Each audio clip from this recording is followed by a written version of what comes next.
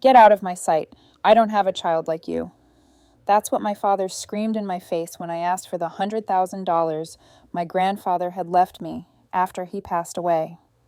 12 years later, when I was at the peak of my success, they returned to me begging for help. They said, "We're family. Family's supposed to help each other." I turned them down without hesitation, and once again, they hurt me. This time by tearing down everything I had built over the years, but this time I didn't hesitate. I filed a lawsuit against them, and they had to pay the price for what they did. Follow the story to the end and tell me, was I wrong to turn my back on the very people who gave me life, even if they had begged me for forgiveness? Hello, my name is Shirley. I'm 30 years old, and I live in New York. I run a small tech company that develops AI solutions for security and healthcare. My job isn't as glamorous as people might think. It's long days, sometimes over 10 hours, dealing with problems from engineers, investors, and the market. But at the very least, I know this. I'm living my life. I don't depend on anyone. I don't owe anyone. And I have nothing to do with the people I used to call family. I don't have many friends. I'm not into loud parties. And I never talk about anything that happened before I turned 18. Not because I'm hiding anything, just because there's nothing worth telling. Or if there is, no one would want to hear it. No one wants to hear about a kid getting kicked out of her house with the words, "Get out. I don't have a daughter like you." They'd ask, "What did you do? Why'd your dad throw you out?" But the truth is, I didn't do anything wrong. All I did was ask for the inheritance my grandfather left me before he passed. And if there's one thing I'm grateful to my parents for, they pushed me out of their lives at the right time.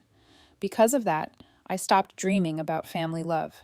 I learned to stand on my own and rebuild everything from scratch. They thought they were getting rid of a burden, but they didn't realize that I started rewriting my entire life when they slammed that door shut. And it all began with the $200,000 my grandfather left me. I was just 16 years old. 14 years ago, my grandfather passed away due to old age. He died in his sleep peacefully, quietly. But for me, the loss was anything but light. I cried a lot, not because it was the first time I'd seen death, but because he was the only one in the family who had ever treated Adrian and me fairly. No favoritism, no comparisons, just love, pure and simple, the way a grandfather should love his grandchildren. A month after the funeral, the whole family gathered at his house for the reading of the will. Our family lawyer came too, a salt and pepper-haired man named Graham. He carried a black leather briefcase, set it on the coffee table, and began reading out each portion of the inheritance my grandfather had left behind. I sat quietly next to my mother, hands clasped tightly together. The shares for my uncles and aunts were read first. Everything was going smoothly. No arguments, no surprises. But then Mr. Graham moved to the final part, the portion for the grandchildren. I, Harold Hale, leave the amount of $200,000 to my two grandchildren, Shirley Hale and Adrienne Hale. This money is to be used for college education or to start a business and will be held in trust under the names of their parents, Daniel and Maria Hale, until the children reach the age of 18. I remember those words so clearly. They still echo in my mind. I was 16 at the time, sitting in that room full of relatives. I lowered my head and bit my lower lip to hold back the emotions. I didn't say a word, but in my heart, I silently thanked him because at the very least, I thought I wouldn't have to struggle like many others when I got into college. I wouldn't have to juggle classes with delivery shifts or pull late nights working the bar. I believed, at least for a moment, that part of my future was already taken care of. What I didn't know was that the very same money would spark everything that happened next. Even though I knew I had a $100,000 inheritance, I never let myself rely on it. I kept studying hard. I competed in statewide academic contests and spent countless hours in the library prepping my application for information technology, a passion I'd pursued since I was 15. I didn't study to pass. I learned to earn a scholarship, and I did it. Right after my 18th birthday, I got my acceptance letter from the new Cambridge Institute of Technology, one of the top engineering schools in the country. Not only was I accepted, but I was awarded a nearly full-ride scholarship for all 4 years. I brought the letter home and placed it on the kitchen counter that night. My mom was cooking. My dad had just gotten home from work. I got the scholarship, I said. New Cambridge, Information Technology. My dad glanced at the paper but didn't touch it. My mom gave a faint smile but said nothing. I continued. I want to withdraw the inheritance Grandpa left me. I'll use it to cover living expenses and buy a laptop and other equipment for school. This time both stayed quiet for a few seconds until my dad finally spoke up. That's not going to happen, Shirley. We've already agreed that money is going to Adrian. I froze immediately. I spoke up to claim what was mine. That money is for me. Grandpa made it clear in the will. It was for both Adrian and me. My father cut me off without missing a beat. You've got a scholarship, he said, his eyes cold. Your brother doesn't. Adrian's studying art and will need every cent to chase that career.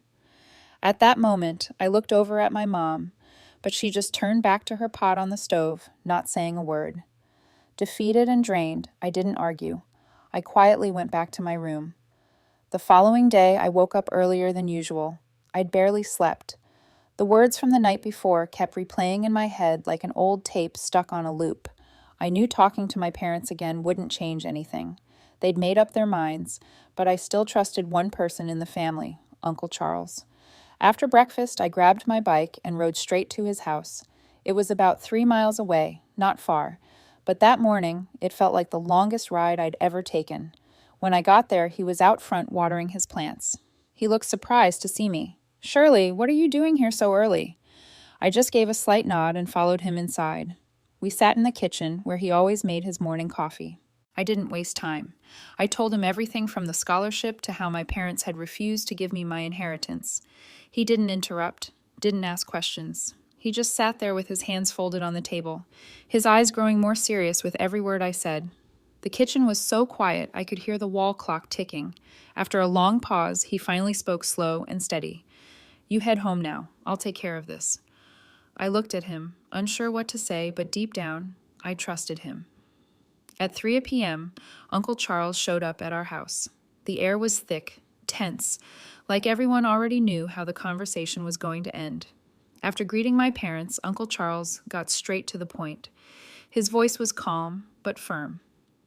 I'm here to talk about the money Mr. Hale left for Shirley. The will clearly states that the $200,000 belongs to Shirley and Adrian. Keeping it all for Adrian isn't right. My father immediately waved it off. The will doesn't say it has to be split evenly. It just says the money's for education. So, as their parents, we have the right to decide what's best. Uncle Charles calmly pushed back. Daniel, they're twins. If your father were still here, he'd never agree to this. That money was meant for both of them, not just one. After that, my father's voice turned sharp. This is a private matter in my family. You don't need to interfere.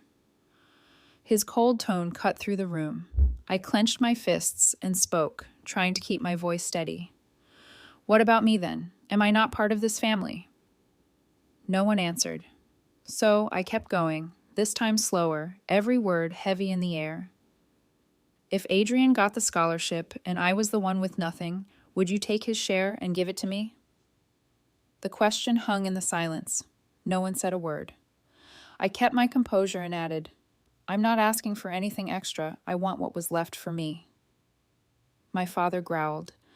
You got the scholarship. He didn't. He needs it more, I shot back. I got that scholarship because I worked for it. Since when does hard work become the reason to have something taken away? He snapped. Don't talk back. Family means sacrifice. When someone's struggling, you step up. I looked him dead in the eye. I've already sacrificed my whole childhood. At the very least, let me keep what's mine. That's enough.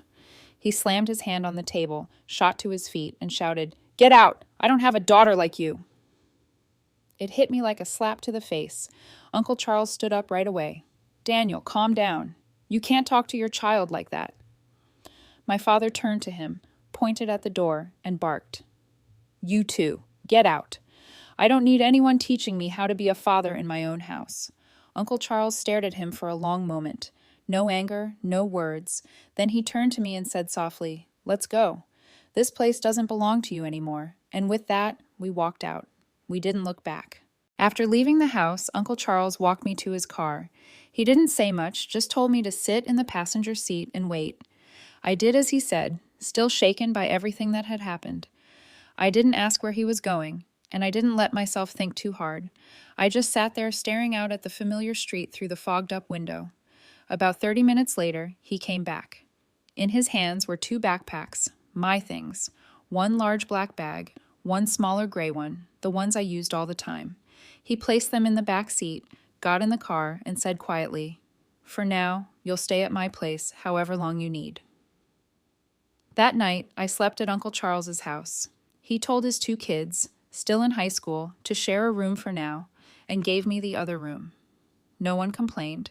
No one asked questions, no curious glances. They welcomed me, like I had always belonged there, but that night I couldn't sleep. Not because the bed was unfamiliar, but because I still couldn't believe that in just one afternoon my own family had cast me aside. I stayed at Uncle Charles's house until it was time to move into the campus dorms. I never brought up the inheritance again. And truthfully, I didn't need it anymore. I had lived without them, and I knew I could keep going. For years, I had pushed myself to earn a scholarship, so juggling classes and part-time jobs didn't feel impossible anymore. I picked up a few on-campus jobs, working shifts at the library, assisting in the lab, and grading papers for an engineering professor. The money wasn't much, but it was enough to cover my living expenses without borrowing from anyone. I lived, studied hard, and stopped thinking about the things that no longer belonged to me. 4 years later, I graduated with honors. At the graduation ceremony, I looked around the packed auditorium. Most of my classmates had their parents there holding flowers, gifts, and tears. And me, I had Uncle Charles's family. He stood off in the distance, dressed in a crisp shirt. My 2 cousins held a big sign that read, "Way to go, Shirley," like I had just won a championship. My parents weren't there. No phone call, no message. In fact, from the day I walked out of that house, they had never once reached out to me. Sometimes in the quiet of the night, I still felt a pang of sadness. But then I reminded myself, at the very least, I still had another family. There were still people waiting for me at the end of the road, and that was enough. As for Adrian, my twin brother, after the day I left home, we barely spoke again. I used to think that being twins meant there had to be some bond. Maybe we weren't as close as we were when we were kids. But still, I thought that when everything happened, he would at least say something. But he didn't. He didn't speak up. He didn't take my side. He didn't ask where I went or how I was doing. Adrian stayed silent. And that silence stretched so long that it turned into a distance that couldn't be crossed. I heard he kept pursuing art and enrolled in a pretty expensive private music academy. My parents continued to support everything, paying tuition, taking out loans, covering instruments, and small performances. I didn't feel jealous, and I didn't regret anything either. That was their choice and his life. But sometimes I wonder if I were the one who sat silently that day, said nothing while my brother was being thrown out. Could I have lived with myself? I don't hate Adrian, but I also no longer see him as part of my life. The first 3 years after graduation were anything but easy. I landed a job at a mid-sized software company specializing in data security solutions. Starting salary, $63,000 a year. Not much, especially for city life, but to me, it was enough. I rented a small apartment in the suburbs, cooked my meals, and took the bus to work. The job was demanding, but I never complained. I learned how to write system documentation, present to technical boards, and debug lines of code no one else wanted to touch. I took on every thankless task others avoided because I knew there were no shortcuts for someone like me. In my second year, I got a raise to $78,000. By the third year, it was $92,000. I started picking up freelance gigs in the evenings, building APIs, and setting up internal systems for small startups. There were no mentors and no handouts, no industry connections, no one I could call a friend in the field, just me, an old laptop, and countless sleepless nights. Through all those years of ups and downs, there was only one person who never left my side, Uncle Charles. I'd still visit him on weekends. Not every visit was some deep heart-to-heart. Sometimes we'd share a simple dinner, watch a rerun of an old game on TV, or clean the garage together. He never asked how much money I was making. He never pushed me to succeed faster. He just said the same thing every time he walked me to the door. Keep your head steady, Shirley. That was all I ever needed. Not advice, not criticism, not pity, just someone who stood by me no matter what, for no reason at all. I thought my life would keep moving along the same path until one day I met someone who completely changed its direction. 4 years ago, during a small freelance project I picked up in the evenings, I was paired with a senior engineer named Marissa. She was nearly 20 years older than me and was the lead tech officer for a newly formed startup. At first, I treated it like any other gig. Do the work, get paid, and move on. However, after just a few sessions, Marissa noticed how I handled system architecture and communicated with the client's dev team. One night, after we'd finally untangled a nightmare of a code issue, she turned to me and said bluntly, "You shouldn't be freelancing forever. You've got something most young founders don't: discipline and the ability to see the big picture." I laughed it off, thinking she was just being nice, but 2 weeks later, she sent me a full startup proposal. She told me to read it, and if I was interested, let's build something for real. I read it, and I said yes. From that one small step, everything started to shift. At first, I didn't have high expectations. It was just the two of us. Marissa handled product direction and partnerships while I took on everything technical. Our office, a bare room in the back of a laundromat. The AC constantly rattled, and our desks were hand-me-downs from a company that had gone under, but I had never felt more excited. We stayed up until 2 or 3 in the morning building the first test version. I wrote code, tested, deleted it, and rewrote everything from scratch. Meanwhile, Marissa was on the phone, nonstop, pitching our idea to every small-time investor who would listen. No one believed we'd get far. No one bet on a nameless startup without branding, a media team, or hype. But then, 1 month after we launched our prototype, we landed our first client, a small clinic in Queens. 3 months later, 4 more signed on, and exactly 1 year from day one, a venture capital firm offered us seed funding. I didn't say much the day we signed the contract. I just quietly texted Uncle Charles. "I'm moving offices soon. Come by when you're free," he replied. "Well done. I'm proud of you." It wasn't poetic, but to me, it was everything. After that first round of funding, the company finally had the budget to hire more engineers, expand our product, and improve our infrastructure. I didn't have to do everything alone anymore, but I had to learn to delegate, guide others, and take responsibility for an entire team. I wasn't good at small talk. I wasn't used to being the boss, but I did things my way, slow, steady, and straightforward. I sat down and coded side by side with my team, fixed bugs late into the night, and wasn't afraid to scrap an entire system if it didn't feel right. Some people left because the pressure was too much, but others stayed and became the most dependable teammates I'd ever had. We named the company Lumino, Latin for light, because both Marissa and I came from dark places. We didn't chase media attention. We didn't rent fancy offices. We didn't pour money into flashy ads. We focused on one thing only: building a product so good it could speak for itself. 2 years later, Lumino was ranked among the top 10 most effective healthcare support platforms by a leading tech magazine. I started getting invited to industry conferences, sitting at the same table with people I used to only read about in articles. And just like that, 4 years after we started, our company, Lumino, was now valued at nearly $30 million, especially with the explosion of AI technology. I've never been the type to flaunt what I have. But if anyone asks, yes, I was finally able to buy a small house in Brooklyn, a used but reliable SUV, and save up enough to stop living in constant fear of what the next month might bring. Life now is more stable than I ever thought it could be, but no matter where I stand, I will never forget who helped me rebuild. I've never forgotten Uncle Charles, the only one who stood by me when the rest of the family turned their backs, the one who quietly packed my things when I was kicked out, the one who gave up his child's room so I'd have a bed on my first night away from home. I quietly transferred $100,000 to his account 2 years after the company found its footing. No grand message, just a simple note to repay. Less than an hour later, he called. His voice wasn't angry, but it wasn't gentle either. "You're already just getting on your feet and you think this is the time to repay debts? I helped you because you needed it, not because I ever expected anything back. If I wanted money, Shirley, I wouldn't have stayed quiet all these years." Then he returned every cent, didn't keep a single dollar. I sat in silence for a long time after that call ended. As the years passed and my life slowly found its footing, there were quiet moments, usually over dinner at Uncle Charles's house, when I learned that my parents and Adrian weren't living the way they used to. I never asked, but sometimes Uncle Charles would share little pieces here and there, not to sway me, not to reopen old wounds, just fragments of stories that naturally slipped into conversation. He told me Adrian couldn't keep up with his studies. He dropped out in his final year at the conservatory and now teaches music to kids at a local community center. The pay is barely enough. He has few students and sometimes asks for early wages to cover rent.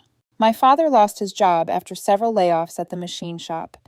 My mother now works the morning shift at a small supermarket near the apartment complex they moved into after selling the old family house. Uncle Charles never spoke with pity. No bitterness, just facts. I sat and listened quietly. I didn't ask for more. I didn't react. I didn't feel satisfied, but I didn't feel sad either. Because deep down, I knew we were all living with the consequences of our choices years ago. But then, just when I thought that old family thread had snapped for good, fate tugged on it once more. I got an interview request from a significant tech magazine about 6 months ago. They were writing a feature on founders from unfavorable beginnings, people who built something from nothing. At first, I planned to decline like I had many times before, but this time I said yes. Not because I wanted to put my whole past on display. I just felt ready to share a part of the story in my voice. The interview was short and straightforward. Nothing too invasive. I didn't go into detail. I didn't name names. I just talked about living with my uncle, working 3 jobs, and being abandoned by my family. 2 days later, the article went live, and just as I'd expected, the name Shirley Hale started popping up all over social media. Shares, comments, old photos, new ones, praise, and speculation about my family background started to spread like wildfire. I didn't pay much attention. I just turned off notifications and got back to work until the 3rd afternoon when I stepped out of the office and my phone lit up with a call from an unknown number. I almost didn't answer, but somehow my hand moved on its own. I hit accept, and on the other end came a voice I hadn't heard in over a decade. "Shirley, it's Mom." The moment I heard her voice, I didn't say a word. Not because I didn't recognize it, but because I didn't know where to start. Or maybe deep down I didn't want to start anything at all. After a few seconds of silence, she spoke again. Her voice small, uncertain. "Are you doing okay?" Still, I stayed quiet. She took a breath, then continued, this time almost pleading. I know you're angry, but we're struggling. Your father's bedridden. Adrian barely makes enough to get by. Everything's overwhelming. I didn't want to make this call, but this time there's genuinely no other way." After her words, I finally spoke. My voice was calm, not cold, not raised, just steady and clear. "I'm not angry anymore, Mom, but I haven't been part of that family for long." Silence on the other end. I went on. 12 years. Not one call, not a single message. Not once did anyone ask how I was doing. And now, just because things are hard, you're calling like nothing ever happened. Her voice cracked. She tried to hold it together. "I was wrong. I know that. But we're family, Shirley." I cut her off.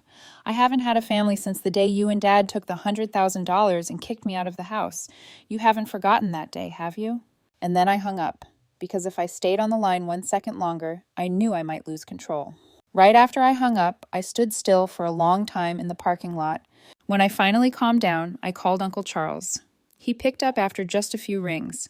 The moment he heard my voice, he asked, "Is everything okay, Shirley?" I answered slowly but firmly. "Mom just called. The first time in 12 years. They're in trouble and asked me for help." Uncle Charles went quiet, letting me keep going. "They're in debt. Dad's sick. Adrian can't make ends meet." But I said no, Uncle, politely, clearly, and firmly. I paused to catch my breath, partly because I needed to hear something, anything.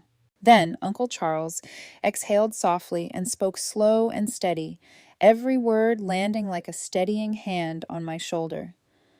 "You did the right thing, Shirley," he continued. "You're not being cruel. You've just learned how to protect yourself, and there's nothing wrong with that. What they're going through now is the outcome of choices they made long ago. You are not obligated to carry their burden." His words hit deep like armor sliding back into place. They didn't just reassure me. They reminded me I hadn't lost my way. I didn't keep him on the line much longer. I just told him I'd come by for dinner this weekend. And then I hung up. I thought everything would end after that call. But a week later, they crossed a line I never thought they would. On Monday morning, I got a message from a friend in the industry, just a short note with a link. "You should see this." I clicked. It was a public post from Adrian's account, my twin brother. The post was long, and it opened with one sentence. "I'm Adrian Hale, twin brother of Shirley Hale, and this is the truth behind the image of an inspirational older sister." He wrote about me leaving and never coming back, about our father's illness, our mother struggling to hold things together, and how he had to work 2 jobs to pay for hospital bills and rent. Adrian wrote, "My sister has money, more than anyone in our family ever dreamed of. But instead of helping, she chose silence. Instead of calling, she let everything slip away like we never existed." Below the post were hundreds of shares and comments. Most were from strangers, people who didn't know the real story, people who only saw a touching post from a brother writing about his sick father, a burdened mother, and a cold, successful sibling who had seemingly abandoned them all. Less than 2 days after Adrian's post, Shirley Hale officially hit the headlines. First, it was just a few gossip blogs. Then came the more prominent outlets. There are some headlines I'll never forget. Lumino founder accused by twin brother of abandoning family during father's illness. From inspiration to controversy, what is Shirley Hale hiding? No one called me beforehand. No one checked the facts. They all cited the same source, a viral social media post. My inbox overflowed. Reporters asking for interviews. Some investors sent private messages. "We need to talk." Whispers started among the staff, and a partnership deal I had just signed the week before was put on hold pending further clarity. I had prepared for a lot of things in life, but I never thought the first real threat to my company would come from my brother. For the first time in years, I had to ask myself, is silence still the right choice? That afternoon, an internal meeting was held in the company's office. No one said much, but every eye in the room was on me, waiting, hoping, expecting a clear decision, a direction. I stood before a projected slide showing the headlines now flooding the internet. My family story, distorted, twisted, had become something the public was devouring line by line. I didn't care about public opinion, but I knew one wrong move, 1 second too slow, and I could lose everything we built. I was genuinely shaken. Then my phone rang. It was Uncle Charles. I stepped out of the meeting room and answered. His voice, as always, was calm and steady. "I just read the news. Are you all right?" The concern in his voice was enough to break through the weight I was carrying. I didn't pretend, didn't hold back. "I don't know what to do, Uncle. The media's circling. The team's uncertain. They're twisting the story, and I don't know how to respond. If I speak up, they'll say I'm deflecting. If I stay silent, they'll assume I'm guilty." He listened quietly for a few moments, then his voice came through. Clear, firm, unwavering. "All right, listen to me. What you need to do right now is gather your legal, media, and PR teams. Call your attorney, too. Get them all to the office right now." I paused, caught off guard. "For what?" I asked, unsure. "To prepare for a proper counterattack," he said without hesitation. "I'll be there in an hour with evidence." My brows furrowed. "Evidence? What kind of evidence?" He answered only with, "Just wait, you'll understand, in an hour." Then he hung up. I stood alone in the hallway, staring at the black screen of my phone. I had no idea what he was planning, but somehow I knew he wouldn't let me face it alone this time. Exactly 1 hour later, Uncle Charles arrived in the company lobby on time. The receptionist notified the executive team, and unlike usual, I didn't send an assistant down to greet him. This time, I stepped into the elevator and went straight to the ground floor. He stood there calm and composed, holding a worn leather document case in one hand. I didn't ask any questions. I gave him a slight nod and led him to the meeting room, where the entire team was already waiting. When the doors opened, every eye turned toward him. He didn't waste a word. He walked to the center of the table, set his case down, and pulled out 2 folders. The first was a copy of my grandfather's will, officially notarized 14 years ago. It clearly stated that the $200,000 inheritance was to be split between 2 grandchildren, Shirley Hale and Adrian Hale, and held in trust by their parents until they turned 18. Then came the second document. He pulled it out slowly with care. It was sealed in plastic, slightly yellowed at the edges with age, but the ink was still perfectly legible. The room went dead silent as he placed it on the table. It was a handwritten statement dated precisely when I left home at 18. Across the top in bold print, "Acknowledgement of termination of parental rights and responsibilities regarding Shirley Hale." and the content beneath. We, Daniel Hale and Caroline Hale, voluntarily and knowingly sign below to declare that from this moment forward, we no longer maintain any emotional, legal, or financial relationship with the individual known as Shirley Hale. We confirm that Shirley Hale is no longer a family member. I couldn't take my eyes off the page. Uncle Charles stood silently. He didn't need to say anything because the company's legal representative suddenly stood up at that moment, who had been quiet the entire meeting. "We've got this," she said confidently. "This is a legal disownment document. They cut all ties with Shirley 12 years ago of their own will. Now they're accusing her of abandonment? No court will uphold that. This document changes everything." The tension in the room unraveled like air rushing out of a balloon. I still didn't speak. I just kept staring at that piece of paper, and one single question echoed in my head. When did Uncle Charles prepare all this? The legal and communications departments didn't hesitate again once the team finished reviewing the documents. "We'll handle everything," the head of legal assured, "if you're sure you want to take this all the way." Her eyes fixed on the plastic-sealed paper at the center of the table.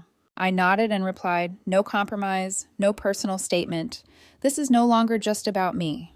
It's about the company, our integrity, and everyone who trusts me." That was all they needed to hear. They got to work immediately. The legal team began drafting an official response, precise, professional, and free of emotion. They cited statutes regarding defamation, public misrepresentation, and personal honor, backed by concrete evidence, my grandfather's will and the signed parental disownment declaration. The communications team launched a two-pronged strategy. First, a public press release across all of Lumino's official platforms. Second, direct outreach to major media outlets, providing full context, complete transparency, and no dodging of any questions. Our corporate attorney simultaneously issued a formal takedown request to Adrian, demanding the removal of his post.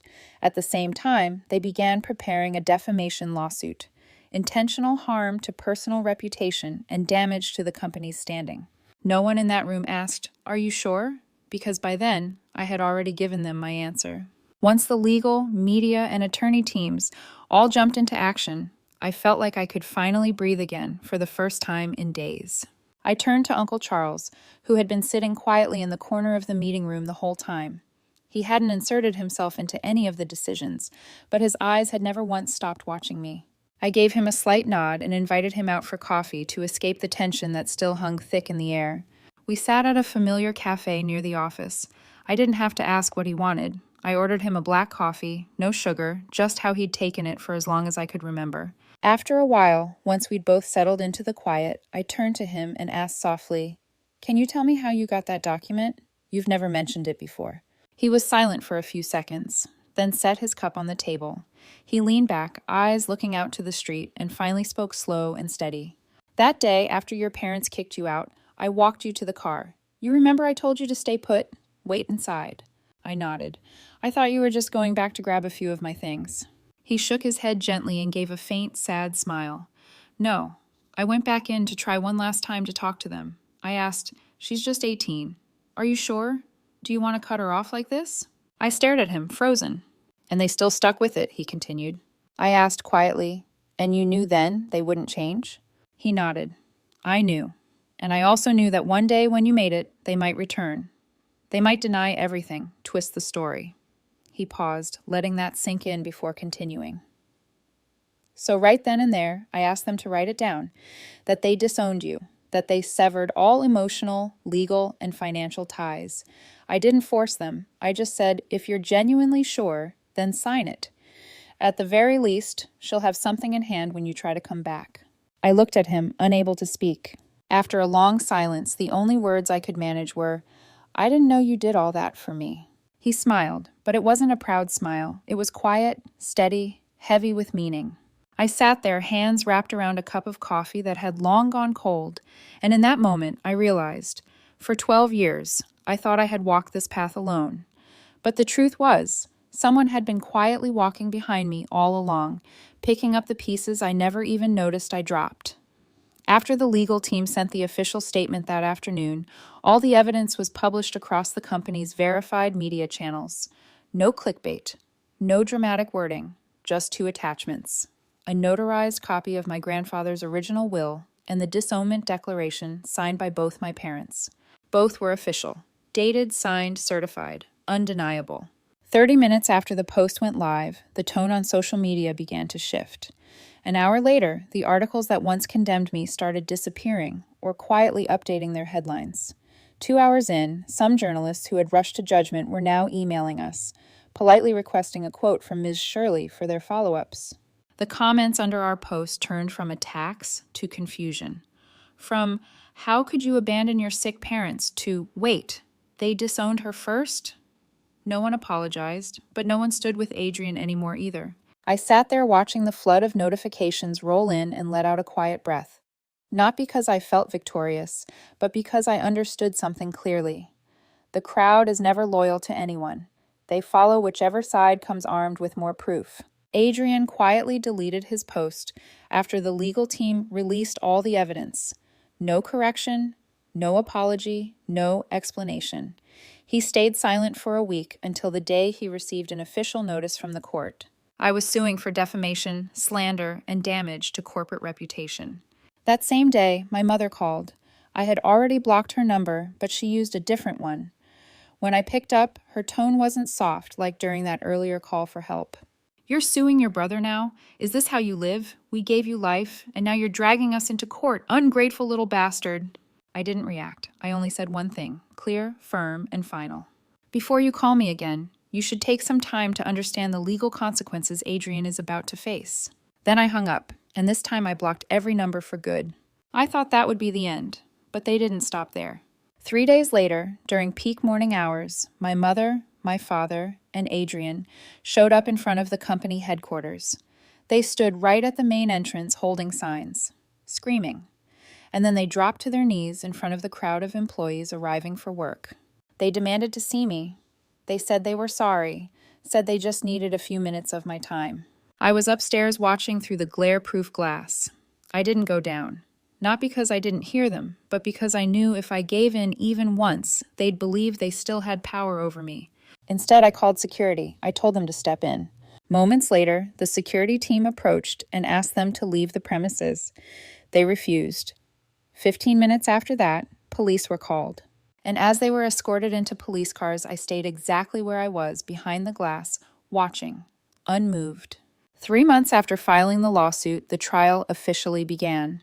During that time, I answered no calls from the press, no statements, no posts.